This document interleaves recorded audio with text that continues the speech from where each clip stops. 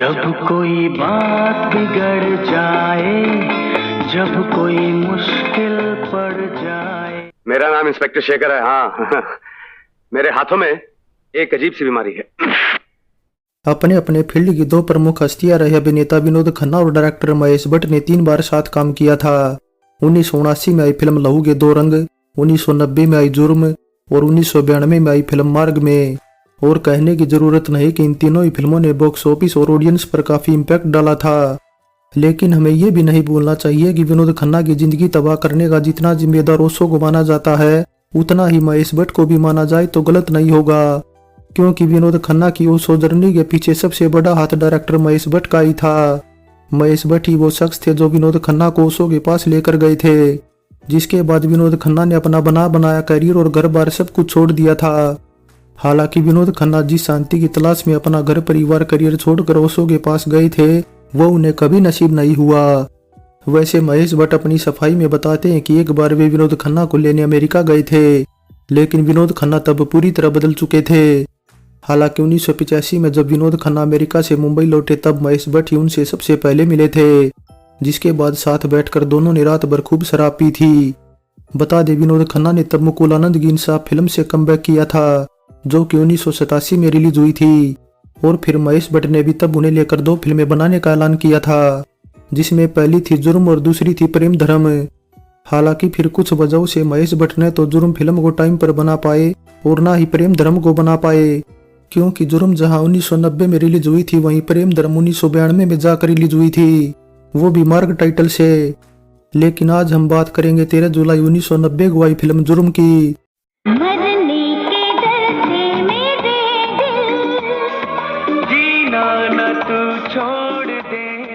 बता दे action crime romance thrill से भरी इस फिल्म में विनोद खन्ना के साथ मीनाक्षी सिसादरी, संगीता बिजलानी, सफी नामदार, शरद सक्सेना, ओम शिवपुरी, आनंद देसाई व महेश आनंद नजर आए थे।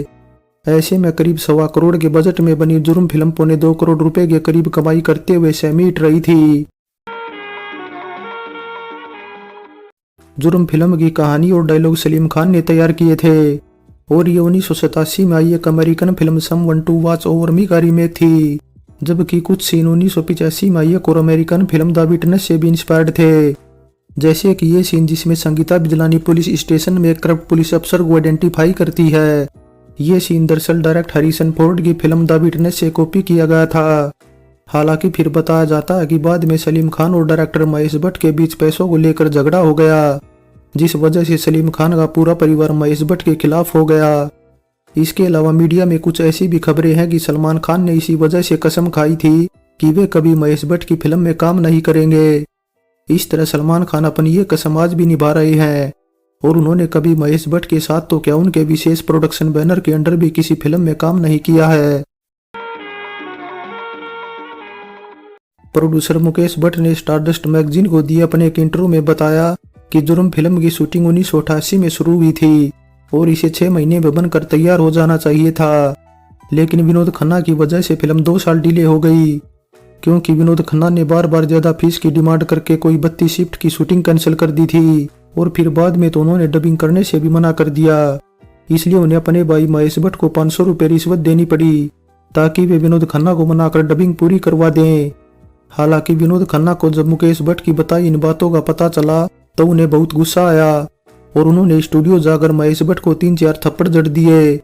इसके साथ ही विनोद खन्ना ने यह भी कहा कि जब मुकेश भट्ट भूखे मर रहे थे, बेरोजगार थे और नशे में रहते थे, तब उन्होंने उनकी मदद की थी और उन्हें अपने सेक्रेटरी का काम दिया था। हालांकि वो महेश भट्ट ही थे जिन्होंने विनोद खन्ना से अपने भाई की मदद करने के लिए भीख मांगी थी।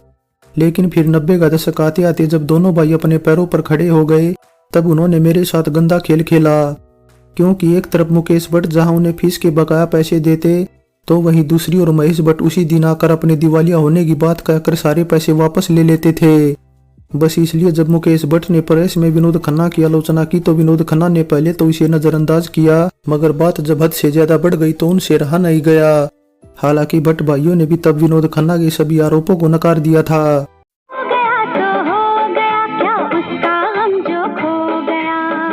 खैर अब सच्चाई चाहे जो भी हो, लेकिन विनोद खन्ना ने इसके बाद भट्ट कैंप की किसी भी फिल्म में काम नहीं किया और न ही महेश भट्ट के डायरेक्शन के अंडर कभी काम किया। हालांकि मार्ग फिल्म की शूटिंग उन्होंने जरूर पूरी की, क्योंकि ये फिल्म ऑलरेडी फ्लोर पर जा चुकी थी और करीब 50-60% शूटिंग पूरी हो चुकी थी। और फिर विनोद खन्ना भी ऐसे एक्टर नहीं थे जो दुश्मनी निकालने के लिए किसी फिल्म को अधूरा छोड़ देते। 1988 से 1992 के बीच विनोद खन्ना और सैफी नामदार ने एक साथ 4 फिल्मों में काम किया था, जिसमें जुर्म के अलावा आखिरी अदालत, CID और हम शक्ल थी। लेकिन इन सभी फिल्मों में विनोद खन्ना और सैफी नामदार के किरदारों में एक बात कॉमन थी, और वह ये कि इन फिल्मों में दोनों ने पुलिस अफसर का किरदार निभाया था। अरे अरे मरवा डाला ना, चल यहाँ से चलते हैं हम। हाथ में दम नहीं है। क्या बात कर रहा है? इसके अलावा शरद सक्सेना जो अपने निभाए नेगेटिव किरदारों के लिए जाने जाते थे, वे भी जुर्म फिल्म में पुलिस अफसर के पॉजिटिव किरदार में नजर आए थे। जुलाई 1990 में ट्रेड गाइड मैगजीन में विनोद खन्ना की एक तस्वीर छपी थी, या यूं कहें कि यही जुर्म फिल्म का पोस्टर था, जिसमें उन्होंने सनग्लासेस पहना हुआ था और एक लेंस में मीनाक्षी सिसाद्री की तस्वीर तो दूसरे में संगीता बिजलानी की तस्वीर थी। इसलिए ऐसा ही कुछ डायरेक्टर अब्बास मस्तान ने अपनी फिल्म बाजीगर के पोस्टर में किया था। बता दे, बाजीगर के एक पोस्टर में शाहरुख खान कुछ विनोद खन्ना की तरह ही सनग्लासेस लगाए नजर आए थे और उनके एक लेंस में काजोल तो दूसरे में शिल्पा शेट्टी की तस्वीर थी। जुर्म टाइटल से रिलीज हुई ये पहली हिंदी फिल्म थी, लेकिन इसके बाद 2005 में भी एक और फिल्म जुर्म टाइटल से ही रिलीज हुई थी, जिसमें बॉबी देओल, लारा दत्ता और गुलपनाग जैसे सितारे थे। हालांकि इन दोनों फिल्मों की कहानी काफी अलग थी और विनोद खन्ना की जुर्म ने जहां अच्छी खासी कमाई की थी, वहीं बॉबी देओल की जुर्म बॉक्स ऑफिस पर कुछ खास कमाल नहीं दिखा पाई थी। जुर्म फिल्म में संगीत दिया राजेश रोशन ने, वहीं गाने लिखने का काम किया है इंदिवर ने, जिनके लिखे केवल 4 गाने ही रखे गए थे ऑडियो एल्बम में।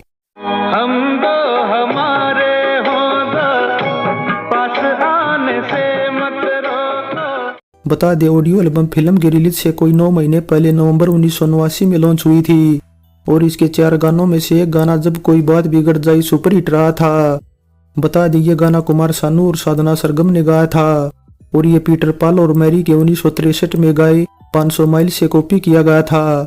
तुम देना साथ मेरा ओ हमनवा।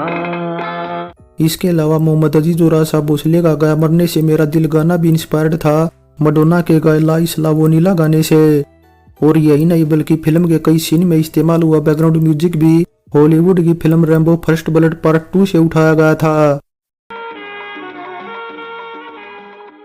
भले ही जुर्म फिल्म साल की टॉप 20 कमाऊ फिल्मों की लिस्ट में नहीं थी, लेकिन बावजूद इसके 36वें फिल्म फेयर में मीनाक्षी सिसाद्री बेस्ट एक्ट्रेस और संगीता बिजलानी को बेस्ट स्पोर्टिंग एक्ट्रेस का नॉमिनेशन मिला था, जिसमें संगीता बिजलानी का तो ये पूरे फिल्मी करियर का इकलौता नॉमिनेशन भी है। जिस दिन जुर्म फिल्म रिलीज हुई थी, ठीक उसी दिन यानी 13 जुलाई को सलाउद्दीन परवेज के डायरेक्शन में बनी फिल्म यादों का मौसम भी रिलीज हुई थी। लेकिन दोनों फिल्मों के बीच हुए इस क्लैश में एक तरफाबाजी मारी जुर्म ने, क्योंकि यादों का मौसम कब आई और कब गई किसी को पता नहीं चला।